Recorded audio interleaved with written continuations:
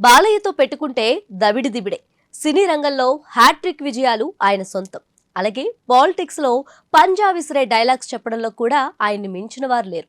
నందమూరి నటసింహం బాలకృష్ణ బాలనటుడిగా సినీ కెరియర్ను start చేసి నేటికి 50 ఏళ్లు పూర్తవుతుంది.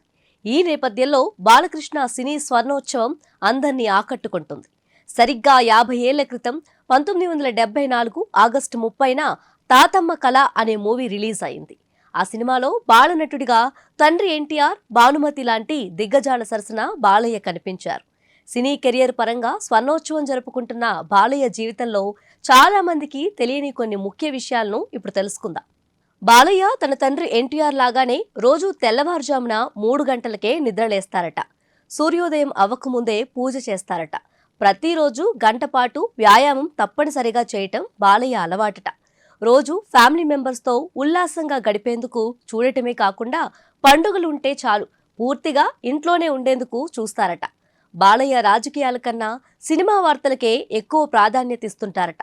బాలకృష్ణ తన విజయాల వెనుక తన భార్య వసుంధర పాత్ర ఎక్కువగా ఉంటుందని పలు సందర్భాల్లో చెప్పుకొచ్చేవారు. లక్ష్మీ నరసింహస్వామి భక్తుడైన బాలయ్య తన సినిమాల టైటిల్స్ విషయంలో ఎక్కువగా సింహ అని వచ్చేలా చూసుకుంటారట. తన తల్లి బసవతారకం పేరుపై 2 తెలుగు రాష్ట్రాల్లో క్యాన్సర్ రోగులకు బాలయ్య ఉచిత సేవలు అందిస్తూ వస్తున్నారు. ఇకపోతే టాలీవుడ్లో ఎవ్వరూ సాధించిన రికార్డులు బాలయ్య ఖాతాలో ఉన్నాయి. 1984లో సాహసమే జీవితం మూవీలో తొలిసారిగా హీరోగా కనిపించారు. 1986లో తన 25వ చిత్రం నిప్పు లాంటి మనిషి చేశారు. బాలయ్య 50వ చిత్రం నారీ నారీ నడుము మురారి 1990లో రిలీజ్ అయింది.